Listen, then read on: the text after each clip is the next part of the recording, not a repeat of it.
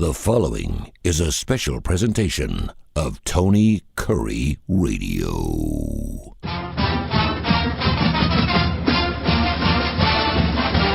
Hey, yo, welcome to another UAB Director's Chair. He's Mark Ingram, the Athletic Director for your UAB Blazers. I'm Tony Kurre, and of course you can hear this show at least 5 days a week on the TKR app. Thanks to the 100,000 folks who've downloaded the app, listen to classic rock and roll, all of our great shows. And, of course, you can see those also wherever you get your favorite podcast, info@tonykurreradio.net. We'll always take your email questions. This week we're doing our Mount Rushmore of drummers. You know what, Mark, next week I'm going to pick what we're going to be doing, and I'll let you know later on this week. This was incredibly difficult, but it's been a lot of fun. We've done best frontmen, best vocalist, best guitarist. We've gotten into it. So we have not done the guitarist. We have not done guitarist yet? Oh, no. Gosh. All right, well, we'll have to do... You're just avoiding that because that'll be the hardest one of all. No, I think guitarist will be the easiest one. I mean, because you're going to have Jimmy in there. You have to put Jimmy in. Jimmy in. Let's not get into it today. I don't want to spoil it. All right. We'll get into drummers after we talk a little UAB athletics. Go to UABsports.com, UABsports.com. You'll see that their first baseball team, of course, had their first series, and they got themselves a winner chicken dinner. We'll talk about the basketball program. What else is going on in athletics as we get ready for Major League Baseball opening day? We got Major League Baseball. We got college baseball going. What other big sports are happening at UAB right now? Yeah, baseball got a series win this past weekend at Florida International, and softball got a series sweep against Florida International this past weekend. So that was good. And baseball won at Jacksonville State, which is a great win. They've got a great program over there. Jim Case, their head coach, used to be at UAB years ago and is a great man and a great coach. And so that was a strong win for us as Casey Dunn really rebuilds our program into what I think could be a powerhouse in the Southeast once we provide them all the resources they need to be successful facilities-wise. But I'm thrilled with Casey, and he's doing a great job. And our new softball coach, A.J. Doherty, I love him too, and he's a local guy that has come up through high school and junior college ranks and has been successful everywhere he's been. And so I have no doubt that given the right amount of time, he'll be successful here at UAB too. Fantastic. And, of course, so we have a big basketball game. We're recording the show on the Wednesday before the NIT final in Las Vegas. You're in Vegas right now. What hotel are you staying at, by the way? Yeah, we're at a place called the Vidara, Vdara. Where's that and at? It's part of a complex. That sounds fancy, doesn't it? It really does. It's part of the Aria complex. And, it's a beautiful hotel. I've only been to Las Vegas a couple of other times, so I don't know a whole lot about Las Vegas, other than what you see on TV and in the movies. And I keep waiting to bump into the Rat Pack out here because in every movie I've ever seen, them and Elvis are out here. The Rat Pack. I'm looking for them. I'm trying to find them. We'll see what happens if I get lucky there. But no, I mean, we played late last night into an overtime game and beat Utah Valley, who was a really good team coached by Mark Madsen. If you remember in college, he played at Stanford. He was Mark Mad Dog Madsen at Stanford, took them to the Final Four, and he was also their class president at Stanford, which is just funny to me, and played for the Lakers, 2 NBA titles with the Lakers. Now, I don't know who had a bigger impact, him or LeBron, or no, I think he was with Shaq and Kobe. Yeah. I don't know who had the bigger impact, but nonetheless, he was on that team.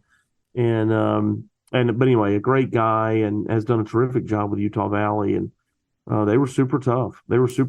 And so we felt fortunate to come away with a win. And now we get to play North Texas, which is like and we were talking off air before we started the show. I've never seen a basketball team have 49 points with 14 minutes and 27 seconds, and they didn't score the last 9 minutes of the game. It was excruciating. If you're the Wisconsin coach, I don't know what you could have changed. I don't know what they did differently the last 3 quarters.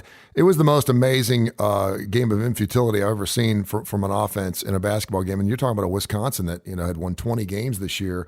But that's what North Texas does. And you brought up a great point. They're very, very deliberate. They love to play in the 50s, which is really boring basketball. I saw them play UAB earlier this year in a game they lost. UAB was close, and all of a sudden they had 4 times in a row they had shot clock violations. They didn't care. They were up a dozen. They didn't care. They just ran the clock out, which is incredibly boring to watch. but they don't start their offense till about 8 or 9 seconds left on every possession. They don't have to be up by 20 to do that. They do that the entire game, and I think it gets to the point where when you're not playing that common frenetic pace that we're used to seeing now in college basketball and spreading the floor, it lulls you to sleep a little bit. And it seems like they get easy buckets, and I guess that's why they win. But good for North Texas, and I think it's NIT, and it's an all-conference USA NIT, and I think that bodes really well for the conference. Yeah, and we're both going to the American. Yep. And then you got Florida Atlantic, who's in the Final Four of the NCAA tournament. They're going to the American with us. And then Charlotte, who's going with us to the American. They won the CBI. How about that? So that's amazing. And it also kind of further emphasizes why the NCAA tournament should expand. Yeah.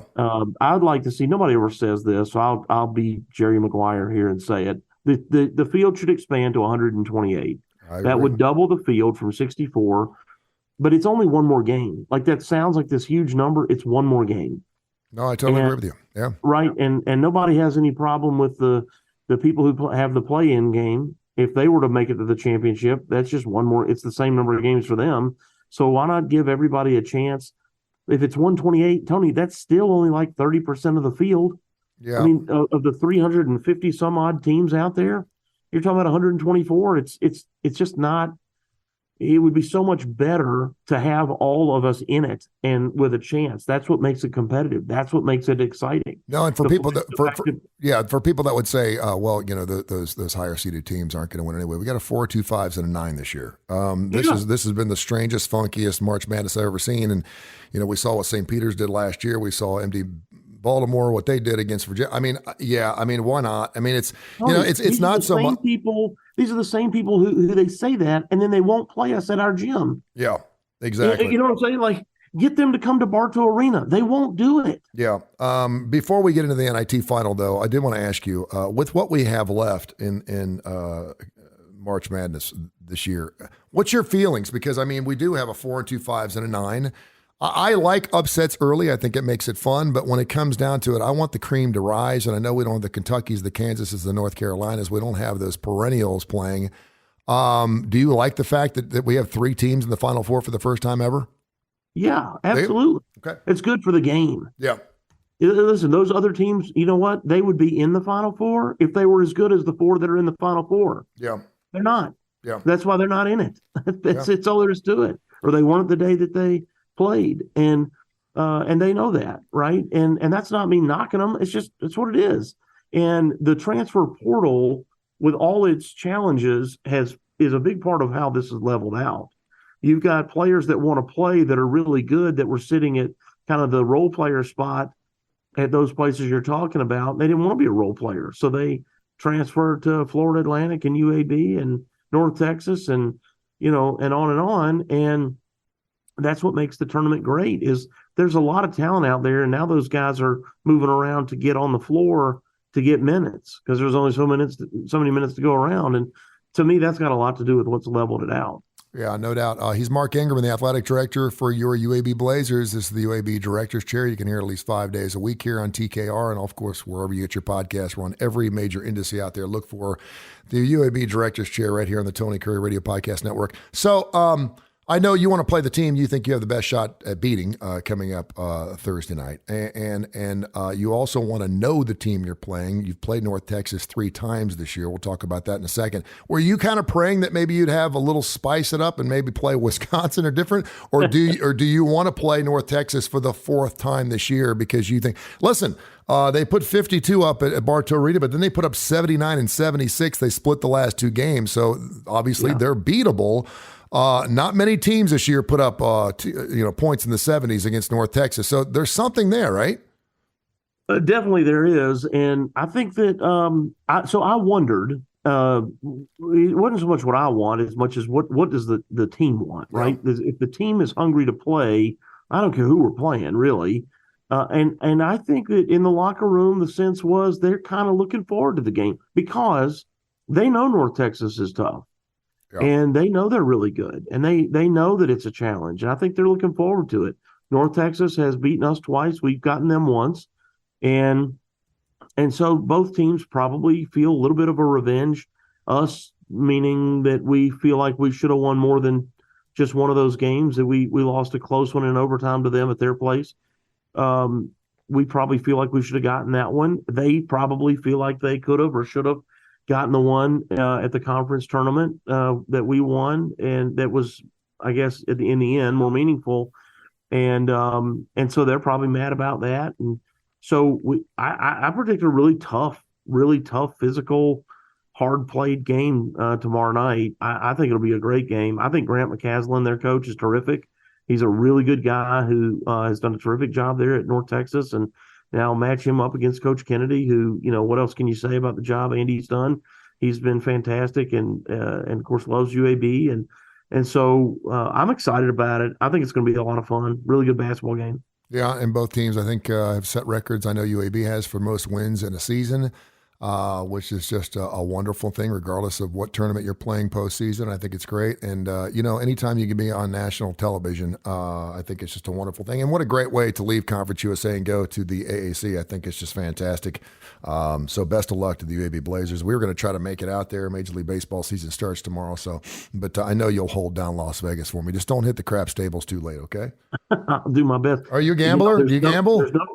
No, I never do. There's no better opening day than Cincinnati Reds. I've done it once, and I don't know who's throwing out the first pitch tomorrow, Tony, when you go, but George Bush threw out the first pitch at the opening day that I went to in Cincinnati. Man, they do it right. You usually have a big opening day parade, and usually someone like Pete Rose or Davey Concepcion or Little Doggy or one of those guys is the marshal. And I mean, Cincinnati blows it out, man. And obviously Cincinnati is the oldest club that ever was built in 1869. They were the first Major League Baseball team, and for years growing up, the first pitch was always in Cincinnati first, and then Cincinnati was off a day, then they go on the road, but they always started every single season as the first pitch, and they don't do that anymore. But this is also going to be the first year where every Major League Baseball team is playing on opening day, which is pretty cool. All right, this is the UAB Director's Chair. Let's get into it. You're driving me crazy, man. We started this Mount Rushmore of stuff a few weeks ago, and I for like the last 3 days, I've been going through. We're doing our best drummers.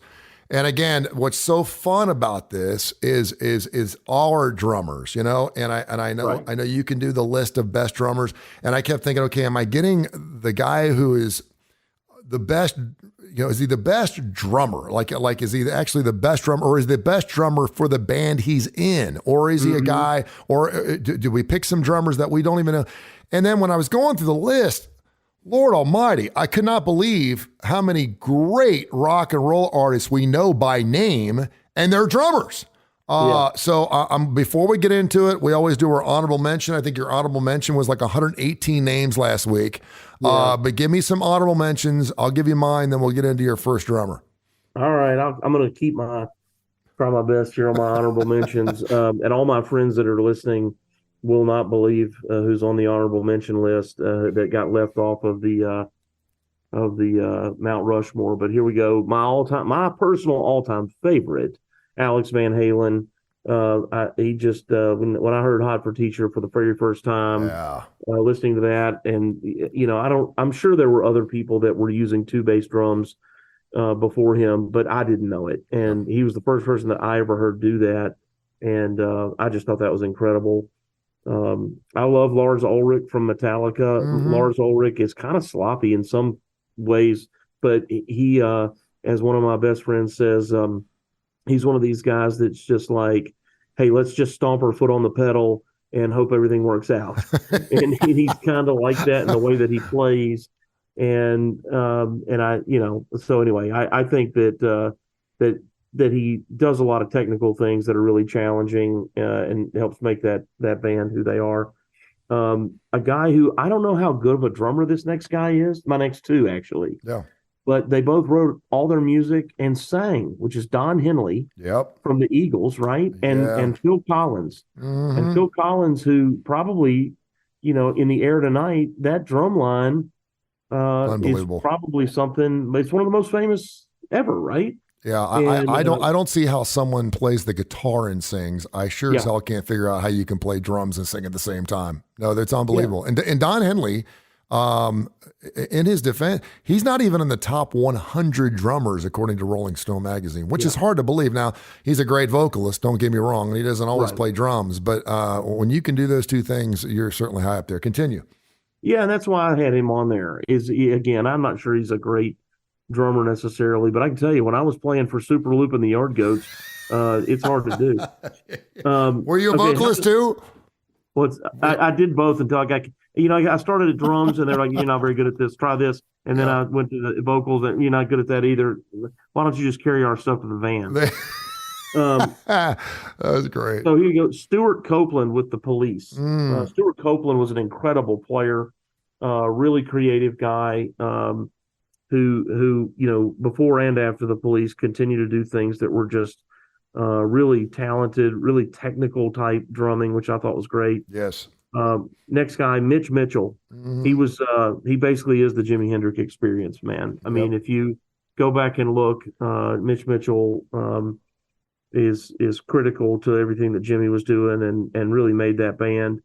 A little more modern guy, Chad Smith with the Red Hot Chili Peppers is hysterical. And a great drummer. And any interviews you ever see with Chad Smith he just seems like a guy you're going to love. I've got Rick Allen. Rick Allen, who I really don't think is a great drummer. Rick Allen from Def Leppard, but my God, he only had one arm. Dude, I mean, he was great before he lost his arm. Yeah. And I got a chance to bring them on stage for the Adrenalize tour when they were in the round. And the fact that he plays as much with his feet and he created that foot pedal to play is absolutely amazing. I agree with you. Right. It's incredible. Yeah. Pyromania was great. And he had two arms. And then later, his stuff was a lot more basic after that. But you're right. He's doing it with his feet, for goodness sake. No, it's unbelievable. You give the guy some credit. And then so my last honorable mention, who is another guy who I think is actually technically very good, and he's real hard charging, and he's also zany as heck, was Tommy Lee with Motley Crue. Yep. He put himself in a roll cage and flipped upside down. So that's my honorable mention group. What do you got? I think you're on. I was going to mention Don Henley, Stuart Copeland, I think it almost made my top four just because from a technical standpoint, you've got to be so on with the Police just because they're offbeats. I mean, it's, some drummers can just sit down with any drum and play back up and just go. You can't do that with the Police. Tommy Lee's on there. Max Weinberg, who I absolutely love. I got a chance to meet him up in New York at the Grammys.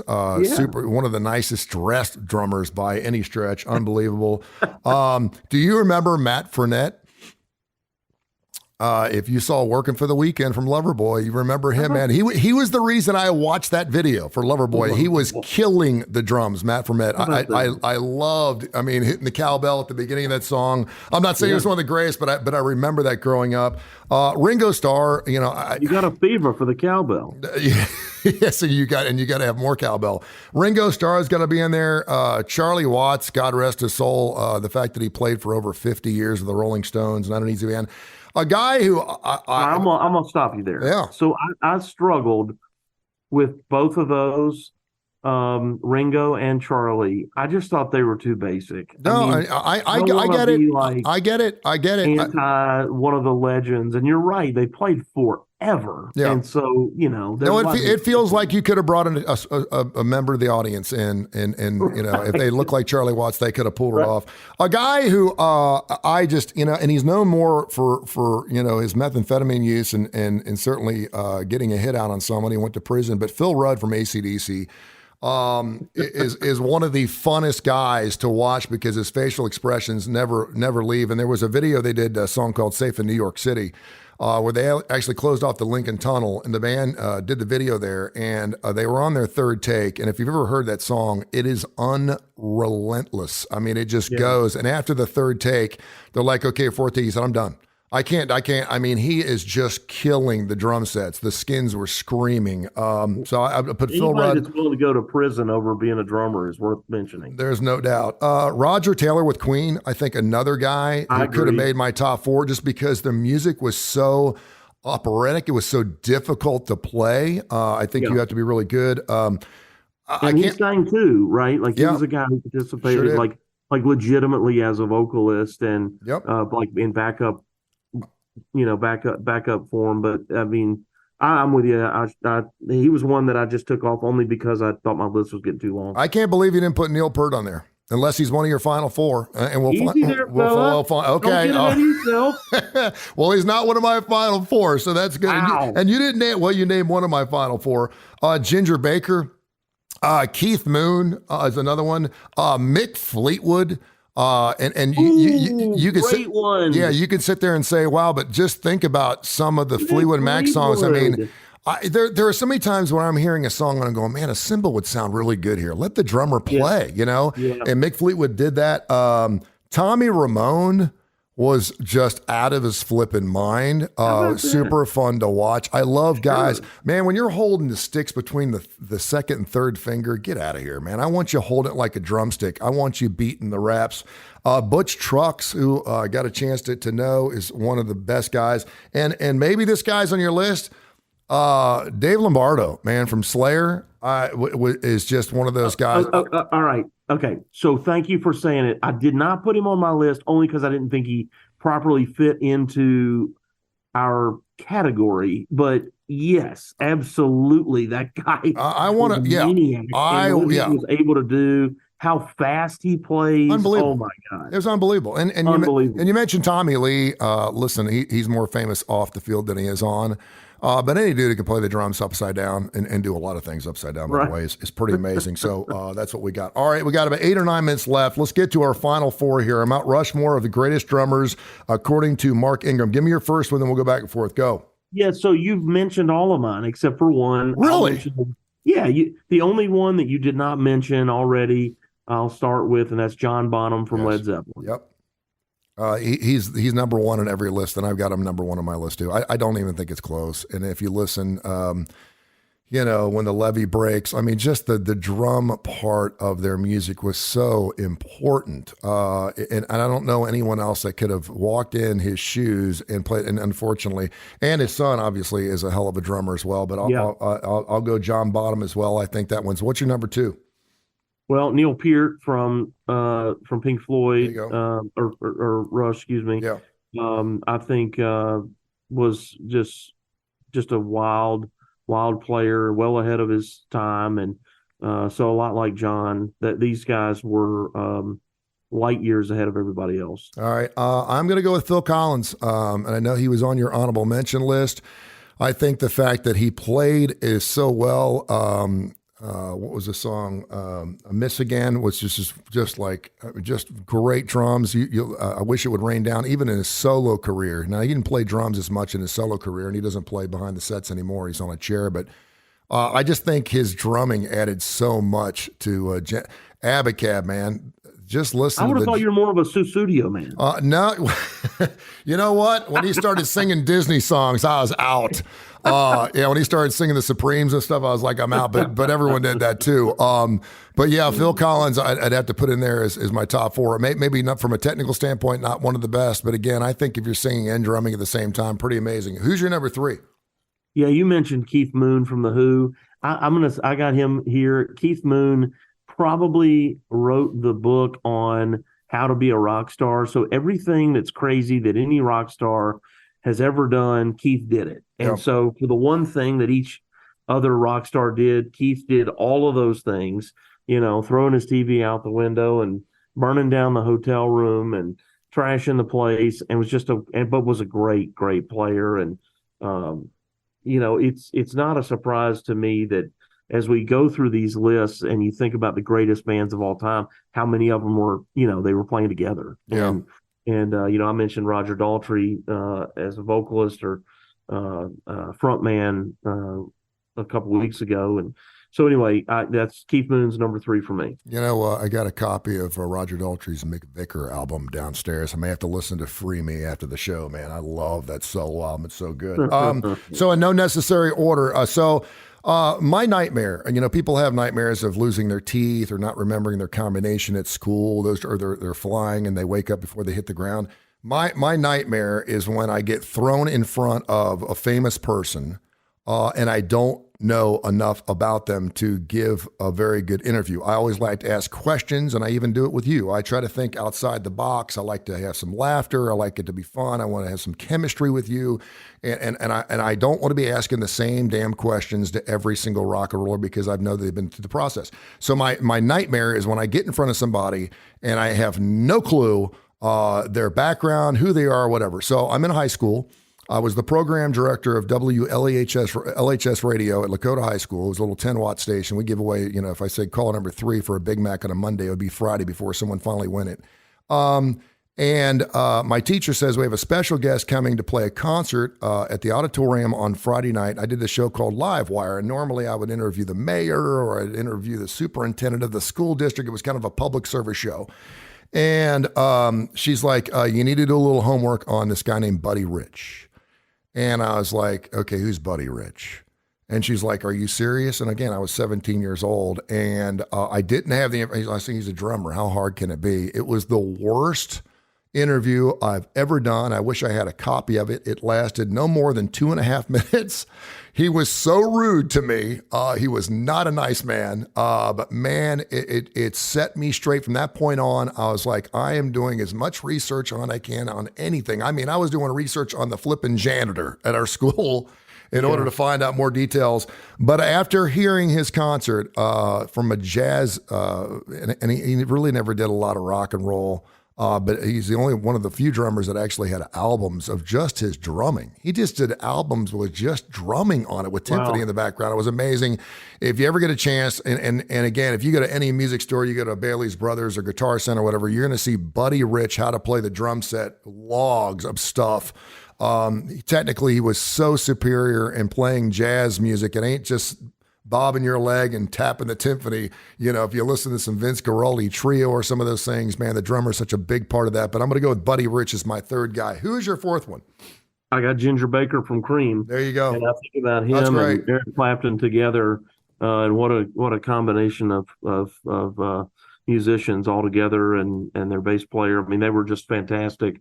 And so again, no surprise they were so successful.